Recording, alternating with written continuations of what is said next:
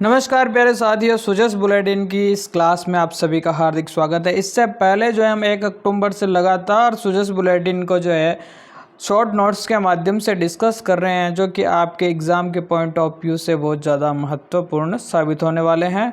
और जहाँ तक मेरा विश्वास है, मेरी मेहनत है, उससे जो है आपको जो है मैं बता दूं कि किसी भी एग्ज़ाम में आने वाले जो एग्ज़ाम्स होंगे 1 अक्टूबर के बाद से जो करंट अफेयर्स आएगी वो अपने नोट से आएगी। ये आप जो है पहले भी मैंने इको सर्वे पढ़ाया था। इको सर्वे एक क्वेश्चन है, उसमें जो है आपको वैसे ही पता चल गया होगा कि कंटेंट पर कितनी अपन ने जो है ध्यान दिया है। तो आज की सुजस बुलेटिन में ज़्यादातर जो है चुनावों से संबंधित बात चल रही है, क्योंकि देश में प्रदेश में जो है आचार संहिता लग चुकी है। और ये जो है इसके बारे में क्या क्या बातें हैं, विधानसभा चुनाव चल रहे हैं, तो इसके बारे में हम थोड़ा सा देखते हैं।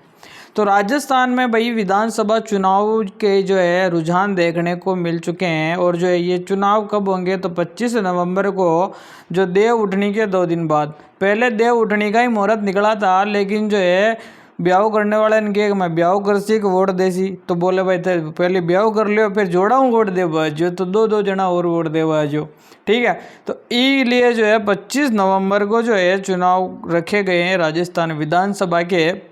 और जो है मतगणना जो है ये वोट को कितने किसको कितने प्राप्त हुए, ये 3 दिसंबर को हो जाएगा। और 5 दिसंबर को हम बोल देंगे कि भाई कौन मुख्यमंत्री बनेगा आपका। ये चीज़ आपको थोड़ा सा माइंड मैप में रखनी है। इम्पोर्टेंट चीज़ क्या है, तो अब मैं बता दूं जो इम्पोर्टेंट है कि विधानसभा की सीटें कितनी हमारे पास में है। तो हमारे पास में ऑल ओवर 200 सीटें कितनी है, 200 सीटें। 2026 तक 200 ही रहेगी, ठीक है। और जो सामान्य जो है जनरल जो है उसकी सीटें हमारे पास 141 सीटें हैं। अनुसूचित जाति की हमारे पास 34 सीटें हैं। और अनुसूचित जनजाति की हमारे पास में 25 सीटें हैं। ये याद करना भाई, ये इम्पोर्टेंट है। सामान्य की हमारे पास 141 सीटें हैं, अनुसूचित जाति की हमारे पास 34 सीटें हैं, अनुसूचित जनजाति की जो है हमारे पास 25 सीटें हैं। अनुसूचित जो जनजाति है उसकी हमारे पास कितनी सीटें हैं, 25 सीटें हैं। ऑल ओवर हमारे पास 200 सीटें हैं। कितनी सीटें, ऑल ओवर जो है हमारे पास 200 सीटें हैं। मतदाता कितने हैं भाई हमारे पास में, मान लो पूछ ले हुआ तो देख लो भाई, 5.27 करोड़ जो है हमारे पास ऑल ओवर मतदाता हैं अभी राजस्थान में, जिसमें से 2.75 करोड़ पुरुष हैं, 2.51 करोड़ जो है आपकी महिलाएं हैं।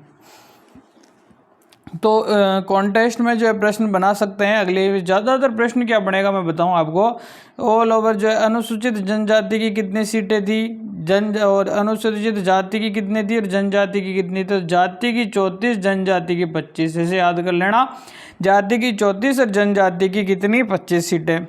अच्छा, ये घोषणा कौन करता है चुनाव की, तो चुनाव की घोषणा हमारे भारत निर्वाचन आयोग के द्वारा की जाती है। किसने ये घोषणा की है, भारत निर्वाचन आयोग के द्वारा इसकी घोषणा की गई है। और 9 अक्टूबर से जो है 9 अक्टूबर से प्रदेश में क्या लग गई है, आचार संहिता लग चुकी है। क्या लग चुकी है, आचार संहिता। और आचार संहिता के बारे में अभी बहुत सारी बातें जो है आज की क्लास में हम लोग करने वाले हैं। क्या होती है आचार संहिता, ठीक है।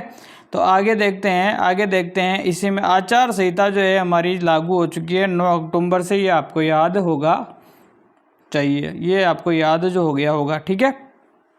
आदर्श आचार संहिता जो है आपकी, ये भारत निर्वाचन आयोग के द्वारा निर्वाचन अनुसूची की घोषणा की तारीख से लागू किया जाता है। और जो है निर्वाचन प्रक्रिया पूर्ण होने तक जो है आपकी आचार संहिता लगी रहती है। आचार संहिता अभी जो तिथि घोषित हो चुकी है 9 अक्टूबर, और जब तक जो है आपके चुनाव जो है पूरे नहीं होंगे तब तक जो है ये क्या लगी रहेगी, आचार संहिता लगी रहेगी। लोकसभा चुनाव के दौरान जो है आचार संहिता पूरे देश में लागू हो जाती है। इंपॉर्टेंट बात याद कर लेना भाई, लोकसभा चुनाव में जो आचार संहिता पूरे देश में लागू हो जाती है, जबकि विधानसभा चुनाव के दौरान जिस राज्य में जो चुनाव हो रहे हैं उस राज्य स्तर पर ही जो है आचार संहिता का पालन होना चाहिए। ये इंपॉर्टेंट बात। जब लोकसभा के चुनाव होते हैं उस समय जो है आचार संहिता ऑल ओवर जो है देश में लागू होगी, और जब विधानसभा के चुनाव होंगे उस समय जो है आचार संहिता आपकी राज्यसभा में ही लागू होगी। ये सबसे महत्वपूर्ण प्रश्न जो है आगामी एग्जाम में बनने लायक ठीक है। आगे देखो, यह किसी कानून के तहत नहीं बनी है, दरअसल जो ये राजनीतिक दलों की सहमति से बनाई गई। ये भी इम्पोर्टेंट बात है। जो क्या जो है ये आचार संहिता जो है, क्या इसके लिए कोई कानून बना है या फिर इसके लिए कोई अधिनियम तो नहीं, इसके तहत किसी प्रकार का कोई कानून नहीं बनाया गया है। ये जो है राजनीतिक दलों की सहमति से बनाई गई है भाई, राजनीतिक दलों की सहमति से इसे बनाया गया है। अब चलो ये आचार संहिता हमने देखी, तो हम थोड़ा सा ये भी देखते हैं कि धारा 144 क्या है हमारे पास में, हमारे साथ में क्या चीज़ होती है। तो जो भाई जिलों में जो है धारा 144 प्रभावी हो जाती है, तो ये धारा 144 होती क्या है दरअसल में। धारा 144 जो है ये क्या करती है, जब ये शासन जो है धारा 144 अगर किसी जगह पर लागू कर देता है तो उस जगह पर लोगों को इकट्ठे होने की जो है अनुमति नहीं होती है। इकट्ठे जो है आप नहीं हो सकते हैं, मतलब कि वहाँ पर अगर आप इकट्ठे हो तो हो सकता है किसी सांप्रदायिक झगड़ों को आप जो है फैला दो, ठीक है। तो चुनाव और आचार संहिता के दौरान जो है धारा 144 लगाने से क्या अभिप्राय है, तो भाई निर्वाचन अपराध नहीं होना चाहिए, रिश्वतखोरी नहीं होनी चाहिए और मदिरा जैसी चीज़ें नहीं बंटनी चाहिए, मतदाताओं को जो है प्रलोभन जैसी गतिविधियों को रोकने का जो है प्रयास इसके द्वारा किया जाता है। तो ऑल ओवर जो है लगभग सभी जगह पर धारा 144 लागू कर दी जाती है। इससे क्या होता है, इससे जो है अपराध जो है होने से रुकते हैं। कहीं भी मान लो दंगा हो जाए इकट्ठे होने पर, है ना, आप बोलो कि भाई अपन जो है रैलियाँ वैलियाँ निकाल रहे हैं और इधर के जो उधर जो वोट देने आ रहे हैं उनके चपेट रहे हैं, तो ये नहीं होना चाहिए। इसके लिए जो है हम 144 लगा देते हैं, आचार संहिता लगा देते हैं। और जो है ऐसी चीज़ों के लिए जो है अभी एक सी विजिल ऐप, अभी 2 ऐप बने हैं, 2 ऐपों के बारे में हम लोग बात करेंगे। तो आचार संहिता के उल्लंघन की सूचना जो है सी विजिल ऐप पर दें, किस प्रकार देनी है और 100 मिनट में जो है चुनाव आयोग इसमें क्या लेगा, एक्शन लेगा। किस प्रकार देंगे वो भी अभी मैं बताऊँगा कि ये जो है आपके लिए जो है कुछ ना कुछ हो सकता है, कुछ फ़ायदा कर दे किसी के लिए। तो इस सी विजिल ऐप के बारे में जो है हम बात करते हैं, है ना। सी विजिल ऐप के बारे में हम लोग क्या करेंगे, बात यहाँ पर करेंगे। तो देखो, आचार संहिता एमसीसी के उल्लंघन की रिपोर्ट के लिए जो हमने एक सी विजिल ऐप को लॉन्च किया है, ठीक है।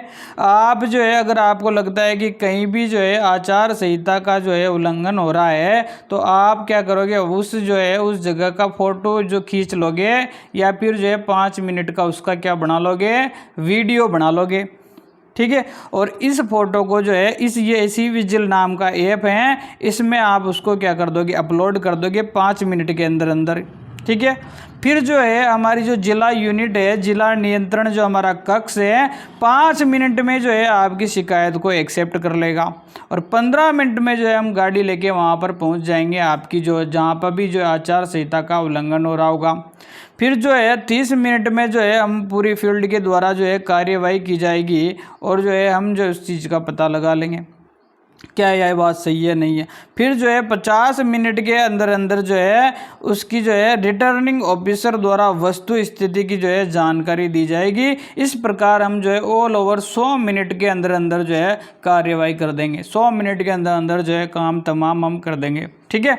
इसके बाद एक और ऐप के बारे में जो है हम लोग बात करेंगे, जो कि है भारत निर्वाचन आयोग के द्वारा बन रहा है कि दिव्यांग जन बने सक्षम, ये एक ऐप चलाया जा रहा है। इसमें क्या है, तो भाई इसमें जो है एक ऐप चलाया जा रहा है सक्षम ईसीआई।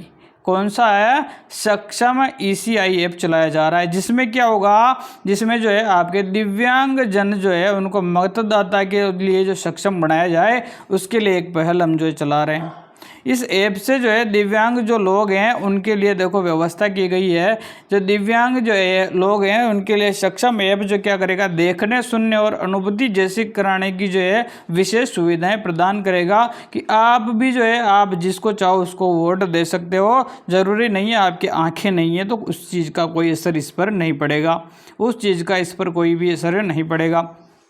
किस प्रकार से जो है उसमें ये रजिस्ट्रेशन कराना है, ये थोड़ा सा अगर आप देखो तो वैसे कोई ज़्यादा इम्पोर्टेंट नहीं है। आपको याद रखना है कि सक्षम ऐप जो है दिव्यांग जनों को जो है मतदान हेतु जो है प्रोत्साहित करने के लिए बनाया गया है। आज की क्लास यहीं तक, बहुत बहुत धन्यवाद।